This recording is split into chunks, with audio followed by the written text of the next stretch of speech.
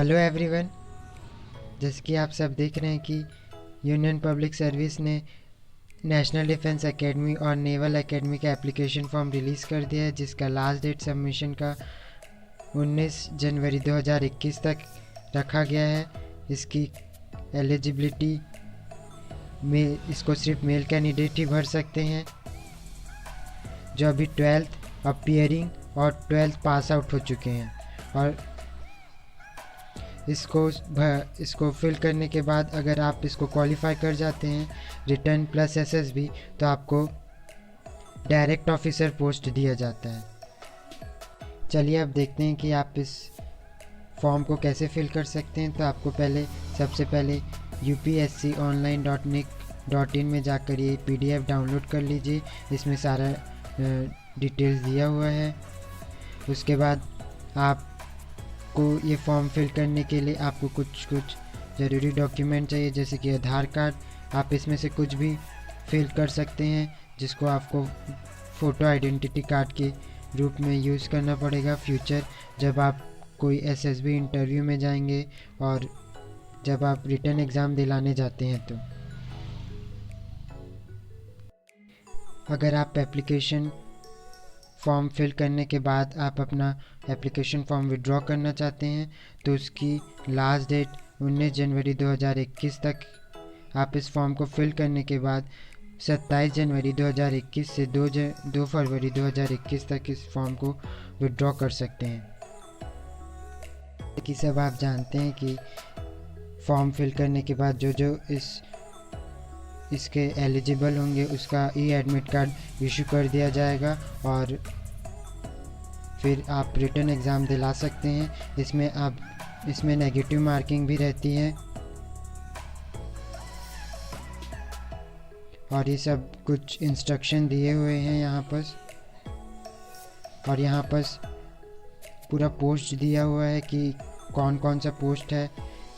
आप जैसे कि देख रहे हैं 370 इंक्लूड करके 208 फॉर आर्मी के लिए रखा गया है और 42 नेवी के लिए और 120 एयर फोर्स के लिए रखा गया है और 28 ग्राउंड ड्यूटी ऑफिसर के लिए रखा गया है। टोटल 400 सीट्स हैं। अगर आप इस फॉर्म को फिल करने के बाद एलिजिबल होते हैं तो आपको एक एग्ज़ामिनेशन सेंटर भी दिया जाता है। तो जानते हैं कि एग्ज़ामिनेशन सेंटर एनडीए का कहाँ है। अगरतला, अहमदाबाद, ऐज़ोल, प्रयागराज, बेंगलुरु, बरेली, भोपाल, चंडीगढ़, चेन्नई, देहरादून, दिल्ली, जम्मू, कोची, आप ये सब देख सकते हैं। रायपुर, रांची, यहाँ सब एनडीए का सेंटर है। तो आप अगर एलिजिबल हैं तो आपको इन्हीं में से एक सेंटर में आपको दिया जाएगा।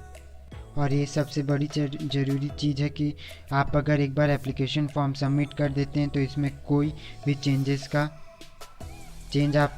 नहीं कर सकते हैं।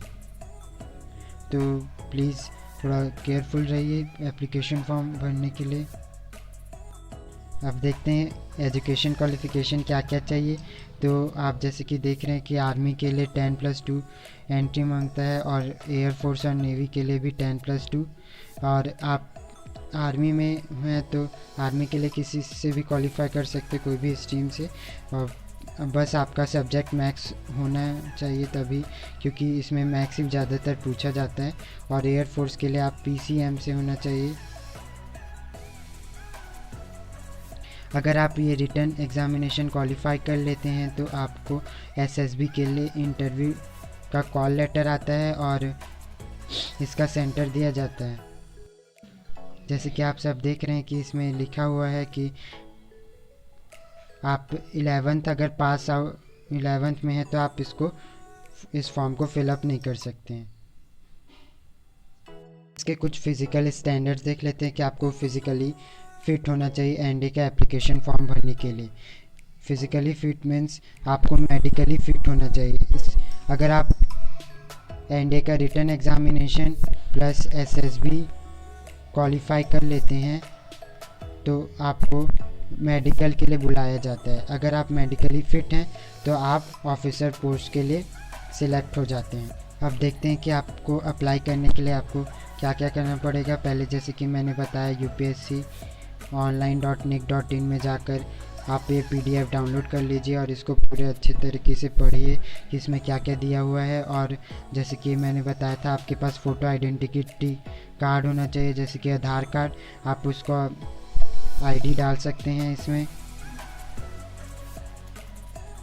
और उसके बाद यहाँ पर कुछ नोट्स दिए हुए हैं और इधर पर केयरफुली एक नोट दिया हुआ है कि आप एप्लीकेशन फॉर्म भरने के समय पूरे अच्छी तरीके से डिसाइड कर लीजिए कि आपको कौन सा सेंटर चाहिए, आपको कौन सा एग्ज़ामिनेशन सेंटर आपके लिए इजीली अवेलेबल है।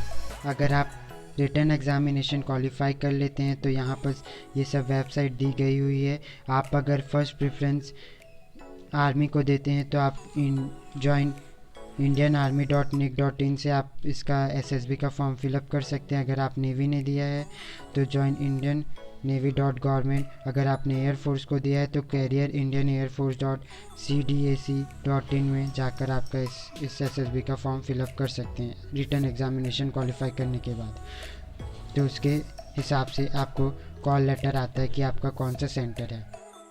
अब इसका स्कीम जान लेते हैं कि इसका एग्ज़ामिनेशन स्कीम क्या होता है।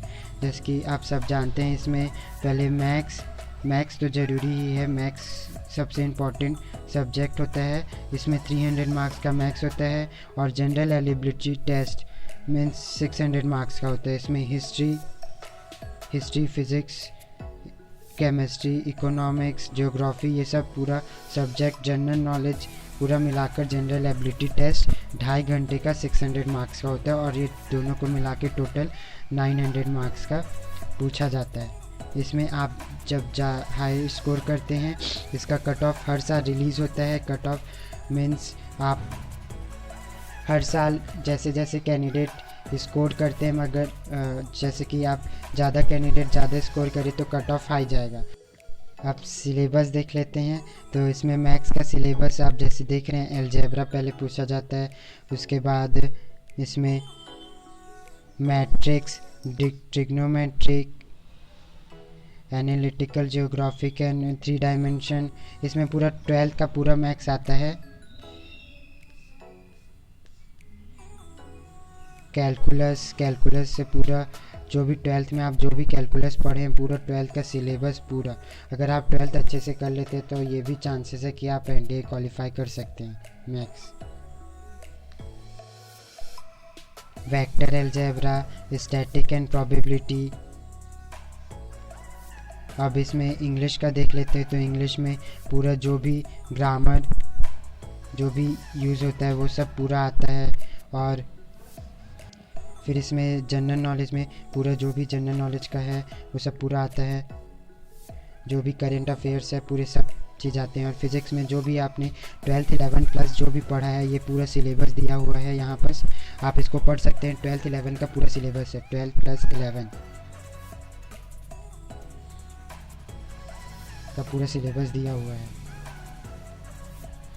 फिर इसमें केमिस्ट्री में देखें तो केमिस्ट्री भी पूरा 12th 11 का ही है। इसमें जनरल साइंस में आप जो 10th तक जो जनरल साइंस पढ़ते हैं, मतलब फिज़िक्स, केमिस्ट्री, वो बायो, ये सब आ जाता है। उसके बाद हिस्ट्री में पूरा हिस्ट्री के सारे आ जाते हैं। जो आप 6 से 10 तक जो भी हिस्ट्री पढ़ते हैं वो सब पूरा हिस्ट्री में कवर होता है। इसके बाद ज्योग्राफी देखें तो ज्योग्राफिक में भी वही 6 से पूरा 10 तक का पूरा सिलेबस दिया हुआ है। और करेंट अफेयर्स में तो आपको रोज़ न्यूज़पेपर पढ़ना चाहिए और NDA अगर क्वालिफाई करना है तो। चलिए अब देखते हैं कि आपको इस एप्लीकेशन फॉर्म फिल करने के लिए आपको क्या क्या चाहिए। तो इसमें आप जैसे कि देख रहे हैं अपेंडिक्स 2A में ये पूरा सब चीज़ डिटेल्स दिया हुआ है, आप इसको पढ़ सकते हैं। जैसे कि मैं आपको कुछ बता भी देता हूँ।